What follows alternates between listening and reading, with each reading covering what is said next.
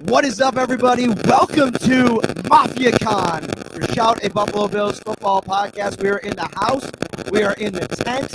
It is hot in here, Ryan Talbot. You're bringing the heat as always. How are you, my friend? I am doing great, Matt. What an unbelievable event. Couldn't ask for better weather. We have met fans from all over that North Carolina, Virginia Beach.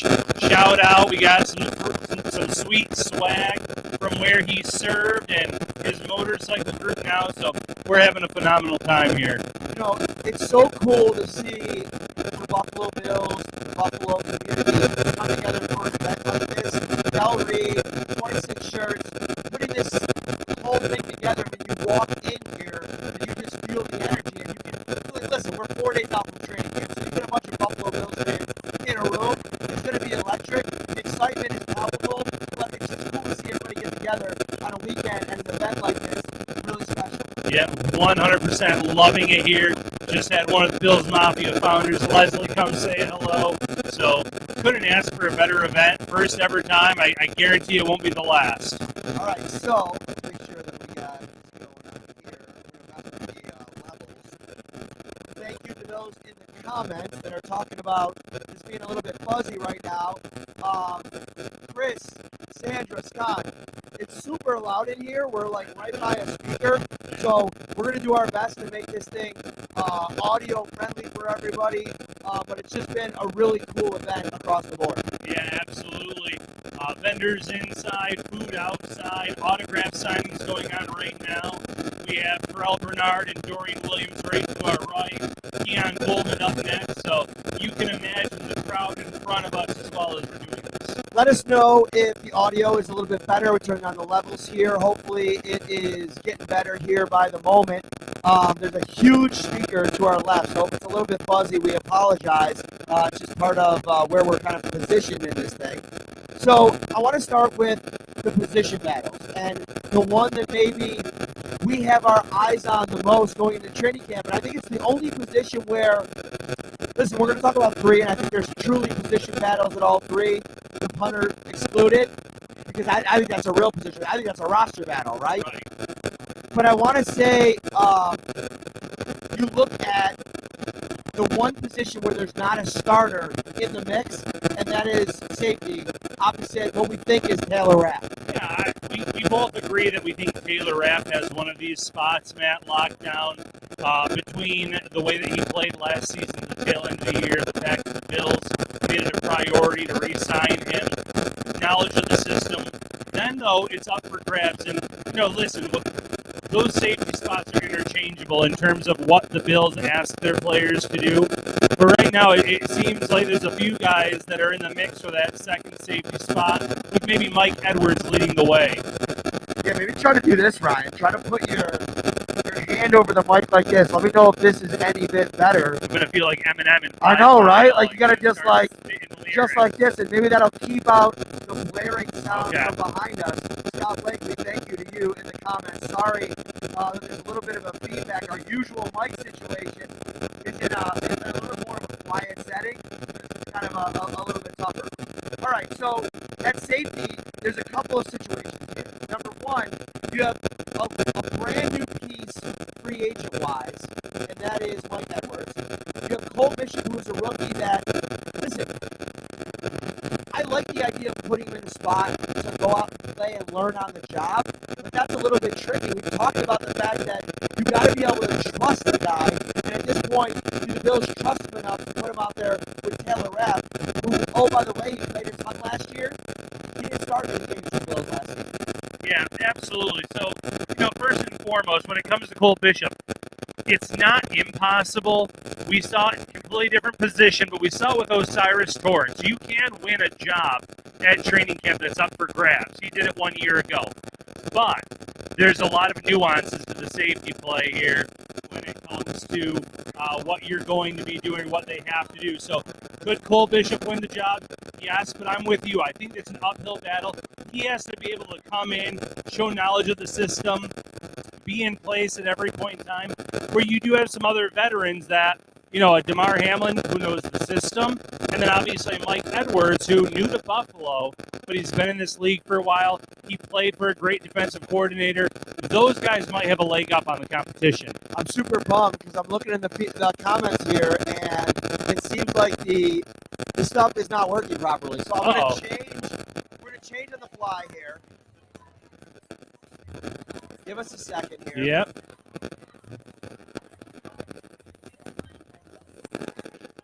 Alright, so we're going to take this out. Yep. So, can they hear me right now? Should I keep talking about the safety? Take this out.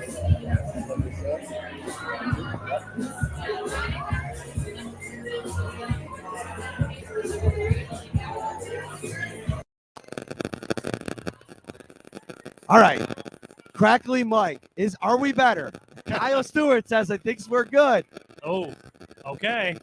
Are we back? Are we better? Fingers crossed. Fingers crossed. Let's see. Let's get some more Hey, comments. my wife's Bills off to the Mafia. side. Can you listen to the feed and see if we're better? It's back. It is. The crackle's back, I think. Oh, never mind. So what were we doing before? All right, we're just going to talk right here. We'll see if this is better. You had it when you unplugged. All right, fine. Huh. Hopefully you can hear us here. Apologies about the connectivity issue. We're talking about the safety battle in Buffalo. And, DeMar Hamlin is such a cool story that I think if the Bills can find a way to put him in a position to take a run at one of these starting jobs, they want to have a competitive battle, and I think DeMar Hamlin was as competitive as anybody this summer. Yeah, so he's coming in with the most knowledge at that safety position among the players still on this roster. He knows exactly all the nuances of the scheme. That works to his advantage, Matt.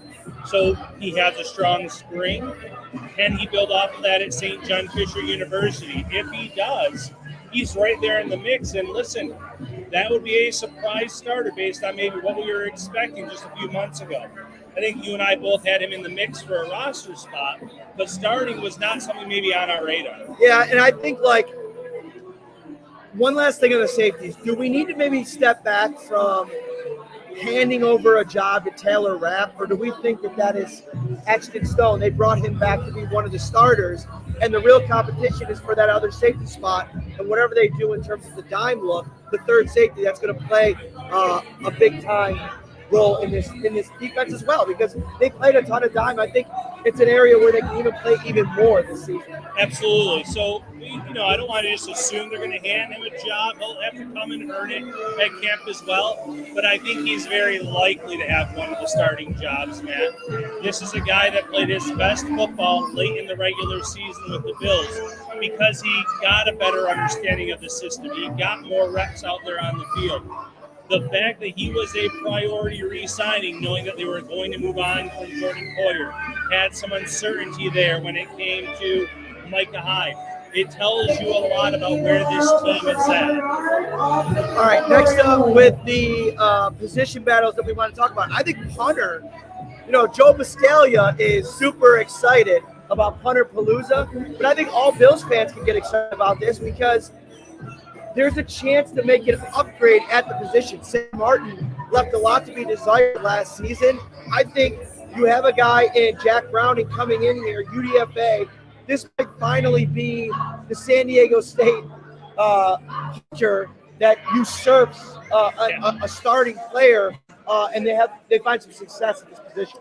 And Jack Browning is interesting to me, Matt, because of the holding situation, because of the fact that he can also do kickoffs. There's a lot to his game where the Bills might sit there and say, if all things are equal, punting or about equal, Browning brings more to this team. Do you want Tyler Bass handling kickoffs?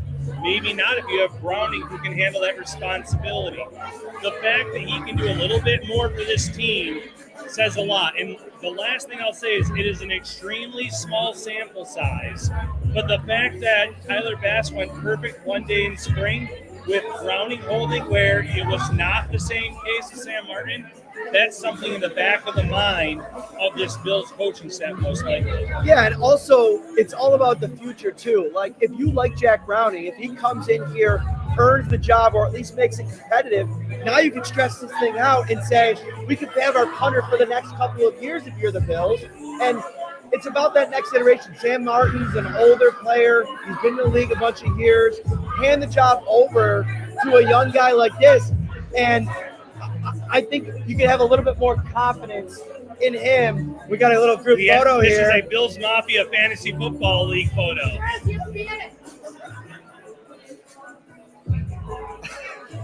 That's awesome. That's really cool. Love it. That's really cool. Perfect opportunity. Have you ever won this league? 2 times. 2 times. All right. So we got a champion here, 2-time champ in the house. I like the chances for Jack Browning to go in and win this job. All right, last position battle till we get to some of our bubble players. Left guard. Who's in the mix here? Because we've talked quite a bit about David Edwards, perhaps Cedric Van Pran Granger, who I know Bills fans aren't excited about him playing a guard. People want him at center, right? But I think that the path to playing is more likely at left guard. I expect to see him there when we get in training camp. Maybe not on the first team, but to maybe push David Edwards for that job. Yeah, and shout out to our friend Vic Carucci. Vic even threw a Keaton Bills into the mix for a guy that could compete for that job this summer. I'll believe that when I see it. The UDFA, a lot of experience, possibility. But I think, again, the Bills are going into this feeling pretty good about David Edwards. They know what he brought last year when he was in the jumbo package, the extra tight end. Did a good job there. And the fact that he has multiple years of experience with Aaron Cromer has to work in his advantage, Matt. This is a coach that teaches every player specific technique. He already knows what he wants from what Cromer wants from him. If he can stay healthy, I think that he has a semi-lock on that position. Yeah, and the thing for me with Van Pran Granger is how comfortable is he? It's hard without pads on to assess where his level of play is at. So here's the hypothetical that I look with Van Pran Granger that can get him into this competition. You get to the first day of pads. He goes out there. He's working against Ed Oliver. He's working against Daquan Jones. And he's holding his own in those matchups. Right. Now you're sitting here and the position battle at that point is really on. So until we see that, I can't really elevate him into the battle the same way. Right. But I do think I want to see where his level is at when they get to the game. And I will say Cromer, having the confidence in him, the way he's talked about him this spring, gives him at least an outside chance to make a run at the job. Absolutely. That's the beauty of training camp. This is where these competitions will unfold. There's very few roster battles, so this will be one that we're monitoring closely. By the way, we're out here at Mafia Con. I am absolutely dripping here in the tent. My back's sweating. Brutal all the way around. This is it's really testing our ability to grind through this because I can't even think straight. So this is like that first training camp practice. One of the players next week, they're going to be dripping with sweat. They're going to see if they're ready to go for 5-game action. After we're done here, will you bring out my shirt? I don't know if I'll go that far, okay. But all right. You might need to. That's when I know that you're truly my tag team partner, is when you bring out the shirt, because it's going to need it. All right. We're about 15 minutes here at Mafia Con. What an experience this is for Bills fans. Getting a chance to congregate with each other before the start of the season. Autograph signing, so much fun to be had right here. Shout out to Del Reed and everyone for putting this thing together. So I want to go to bubble guys that we're really watching, right, this season, or this training camp. Why don't you start us off with your number one bubble guy that you have your eyes on at training camp? Yeah, for me, it's absolutely Lyle Collins, my number one bubble guy. I love what he brings to the table, Matt, in terms of starting experience, in terms of potential depth for this team. But I have question marks about his age and about his injuries.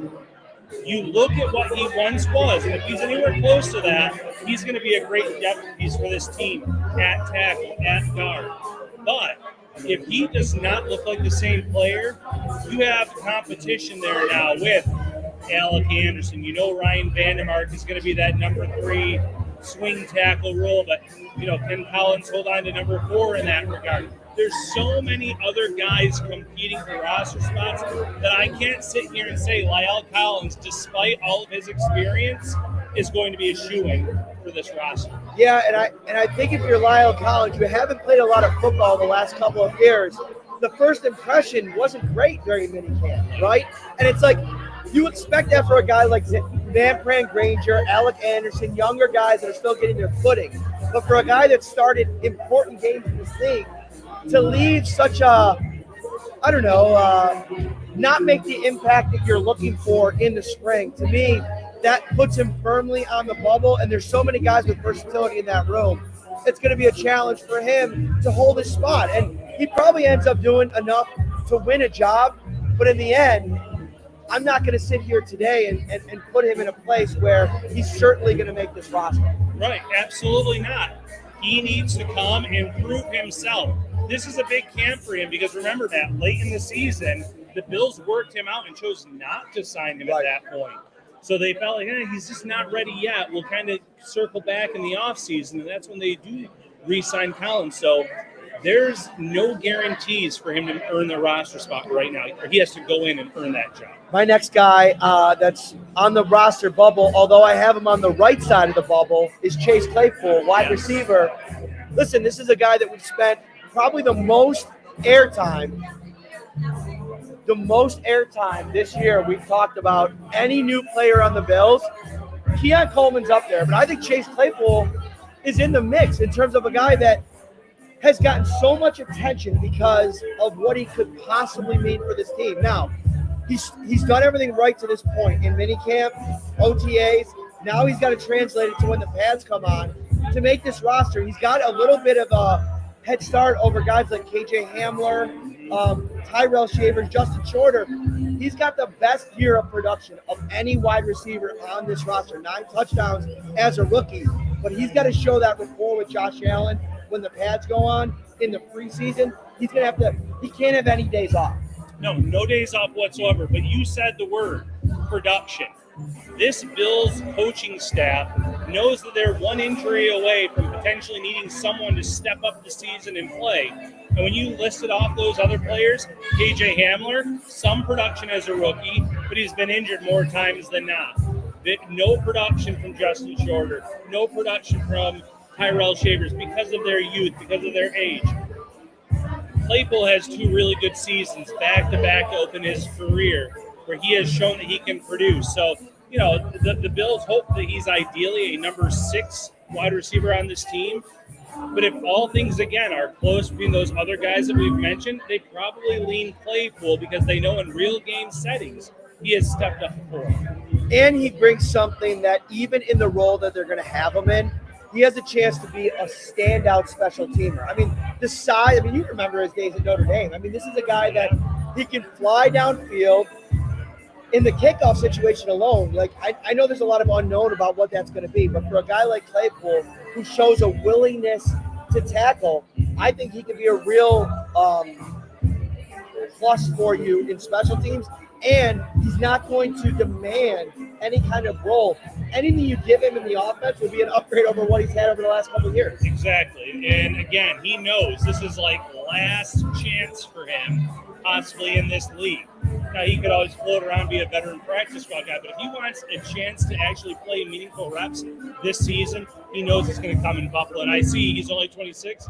I get it, John, but in this league, you're forgotten about quickly if you're not producing. And he didn't produce at the tail end of Pittsburgh, didn't produce at the tail or any point during his time with the Bears, and very short stint in Miami, but no production there. So this is big for him for that reason. If I'm Chase Claypool, every single day since I signed with the Buffalo Bills, I'm sending a text message to Josh Allen. Emojis, heart emojis, hug emojis, whatever you can find, because that's the key to Chase Claypool. Man, real quick. So we are at Mafia Con. Look at that. We have Keon Coleman doing autographs soon. We have a crocheted Keon Coleman Yellow Jacket. The zipper even works on this thing. Wow. This is Jersey 0. This is unbelievable. Like, just the detail involved. I saw it sticking out of the book bag. Had to give it a quick shout out here on the podcast. Thank you. That's awesome. Yeah, Chase Claypool, the best quarterback he's ever played with, Josh Allen. So he's got to make sure that he's doing everything he can to make Josh Allen, I don't want to say happy, but try to connect with him. Try to, whether it's going out and throwing with him. And I know we saw that one little clip of the Bills receivers out there throwing with them. That is the key to, I think, unlocking Chase Claypool, is getting him front of mind for Josh Allen when he's out there to try to maybe look for him. Yeah, absolutely. And listen, if I'm Chase Claypool, I'm catching balls off the jugs machine after practice. I am attached to Josh Allen's hip from the second he's out there on the field. I'm doing everything possible for the coaching staff to deny me a job. Say, I've done everything, I've checked every box, because then it's going to be very tough for him not to win a roster spot here, man. What's your next bubble player? Dwayne Smoot. Okay. Dwayne Smoot is a guy that has production. He is a lot like Chase Claypool in that regard.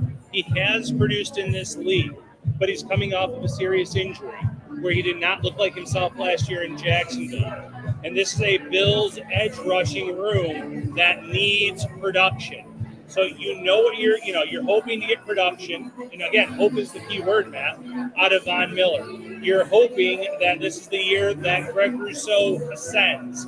You're hoping A.J. Epinesa stays healthy and builds off his 2023 campaign. There's already a lot of hope in this room. They need a proven entity, and they need Smoot to step up early on here to show that he is the D-end or edge rusher number 4. I'm actually going to do a little bit of an about face from what I've been talking about with Smoot this entire offseason, especially since we started to really see him out of the practice field. There's a chance that he comes in here and as the DN4 gives you enough to where you feel comfortable. I mean, go back to last season. A.J. Epinesa for a lot of that season was defensive end 4 for them. If you can get 2022 production from Dwayne Smoot, 6 sacks, 7 sacks as your 4th rusher in the rotation, that's all you're really asking him to be. That'll be huge. But to have that, you need A.J. Epinesa and Greg Rousseau and Von Miller to be the guys that are really driving the ship. Yeah, absolutely. You don't want to have to lean on him too much. You want him to be a guy that can come in, be that situational pass rusher, step up when the team needs it.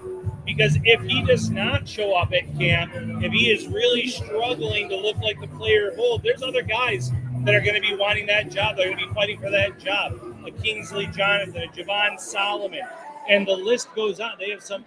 Cameron Klein was a guy that I thought at the tail end of training camp last season was right there in the mix, Matt, for a roster spot. And he just unfortunately didn't get it. But the Bills were able to sign him to the practice squad, keep him there. So they have other guys that are waiting in the wings here to claim that job. Smoot's 29 years old.